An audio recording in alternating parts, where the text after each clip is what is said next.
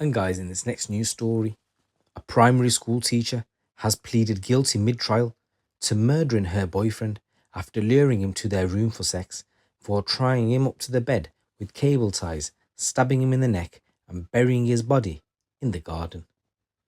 Fiona Beal, who's 50 years old, planned the killing of Nick Billingham, who was only 42 years old, in her journal, where she wrote under her alter ego before buying a knife and a chisel. After murdering him in cold blood at their home in Northampton on the 1st of November, the highly capable teacher told friends that they had both tested positive during COVID, so she would not be disturbed while she buried him in the garden. Mr. Billingham's body went undiscovered for 4 months before police found Beal's journal, in which she wrote how her lover asked why when she knifed him. They then dug up the garden and uncovered his mummified remains wrapped in sheeting in a makeshift grave filled with compost and 10 bags of Cotswold stone, around 20 kilos each, that she bought from B&Q, which was especially for this purpose. Beal had initially pleaded guilty to the lesser offence of manslaughter and denied murdering Mr. Billingham at the Old Bailey. Today, she had changed her plea. The judge told her, "You have this morning pleaded guilty to murder, which, as you have no doubt been told, carries a sentence of life imprisonment." After murdering her partner, Beal sent messages to friends claiming they were both ill and had to isolate. The prosecutor, Hugh Davis Casey, told the Old Bailey, central to the plan was knowing that after stabbing him, if she claimed she had an illness, she would have 10 days to bury him and cover up her crime. And that's exactly what happened. She was thinking about what time was best to do it, whether he would be snoring, but she knew or visualized it would be by stabbing him left to right, down slight right, and that's what she did. She stabbed him in his jugular vein in his neck. Beal murdered Mr. Billingham in their bedroom late on November the 1st. Prosecutor continued, the cleanup started early at around 1 o'clock in the morning on the 2nd of November. Using a dead partner's account and then hers on Amazon, she bought multiple cleaning products, including for Venetian blinds, a new mop and bucket, ultra heavy duty bin bags, a new mattress, bedding, clothing, wall art and mirrors. This is considered controlled conduct that is on one hand instinctively practical and on the other indulgent. On the 1st of November, she manufactured a positive result. She said all you had to do was complete the NHS questionnaire online app, self-report a positive test. He said there is no evidence that she ever did a PCR test, and actions in the next 10 days are wholly inconsistent with having the exhausting effects which she was claiming to be experiencing. Beal also sent messages to her sister saying they had split up, with one message saying he left because he had an affair with another woman.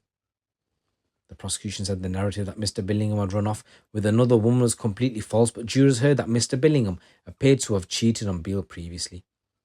She returned to work fully discharged, her considered responsibilities as a teacher to Year 6 pupils, and receiving a sympathetic response from people who had heard about her breakup. Her mental health started to deteriorate in late February 2022. The following month, she rented a cabin in Cumbria and sent messages to family members which gave them cause for concern over her well-being, prompting them to call police to check on her. In the cabin, police found journals written in her hand that showed a wholly different side to her personality. Beal had written in a journal that Mr. Billingham asked why after she stabbed him. The prosecutor said they certainly do contain some ambiguously clear declarations of what she had done. These parts were not just her truth, but the truth. What was this? The short answer is that she had planned to and had killed him in cold blood.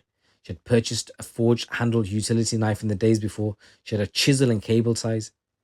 Promising sex after a bath, she stabbed him in the neck when he was wearing a sleep mask and was probably cable-tied on their bed.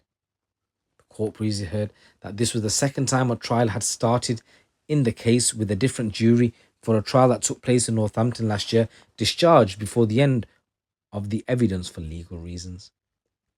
Following Beal's guilty plea today, Detective Chief Inspector Adam Pendlebury from Northamptonshire Police said, "We are pleased Fiona Beal has now taken the decision to admit she did indeed murder Nick Billingham, and hope that it brings the start of some closure to his family, who have faced a torrid time for more than 2 years, including sitting through the original trial in Northampton in 2023. Today's sentence will have come as a great relief as they await her sentencing next month." So Fiona Beal's original murder trial collapsed after more than 4 months when it emerged that a key defence witness was a court custody officer who had conduct welfare checks on her in the cells. Northampton County Court Judge Adrian Looking Casey ordered a retrial after the legal mistake in June last year, bringing an end to a 17-week hearing which had only been expected to last around 3 weeks. Restrictions were put in place, postponing media reporting of evidence given by a defence witness without the judge or prosecution being told in advance that she was employed at the court.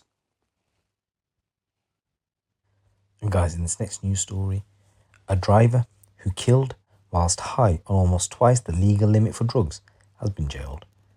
Adam Smith, who's 33, fled from the scene after hitting the 18-year-old Oliver with his Vauxhall Corsa on a road in Huddersfield in the early hours of July the 12th, 2021. The teenager, who was just 2 weeks away from celebrating his 19th birthday, had been watching England play Italy in the final of the Euro 2020. Smith was arrested soon after he made his escape, and his mugshot shows him barely able to open his eyes for the camera. West Yorkshire Police said he did not have a licence or insurance at the time. After a 6-week trial, he was found guilty of causing death by careless driving when unfit through drugs and causing death whilst unlicensed and uninsured. Smith was sentenced to 10 years in jail and handed a 9-year driving ban by Leeds Crown Court. Oliver's mum said her son dreamed of becoming a maths teacher at his old secondary school before his life was cut short. The school has since created a maths award named after him. In a statement released by police, his mother said Oliver wanted to become a maths teacher, and his words were that he wanted to teach others and inspire the next generation just like his teachers had inspired him. No justice will ever be served in my eyes. I am left with a lifetime without Oliver, and I am left trying to rebuild the family that this person broke. I just want to say rest in peace, Oliver. My condolences go out to your family. And guys, in this next news story, a man who inflicted 51 knife injuries on his friend and then left him for dead has been convicted of his murder. Tony McDermott, who's 38, died after he was subjected to more than 2 hours of violence by Nicholas Ward, who falsely accused him of stealing his work computer after a drinking session. He denied murdering him at their shared house in Grantham in October 2023. However, a jury at Lincoln Crown Court unanimously found Ward guilty of murder and is due to be sentenced on the 2nd of May. During the trial, jurors heard that Mr. McDermott died from heavy blood loss after one of the stab wounds went all the way through his left leg.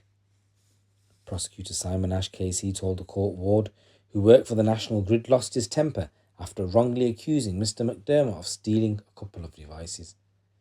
Mr. Ash said Ward inflicted 51 knife wounds, including 11 stab wounds and 5 chop wounds, on his victim. He said the two men, who had been friends for more than 20 years, were drinking at Ward's home, and the court heard how the attack. Ward fled the property without calling the emergency services.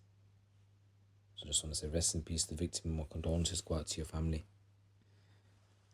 There's a few news stories coming out the streets of the UK. It's your boy GC. Keep it locked, keep it real.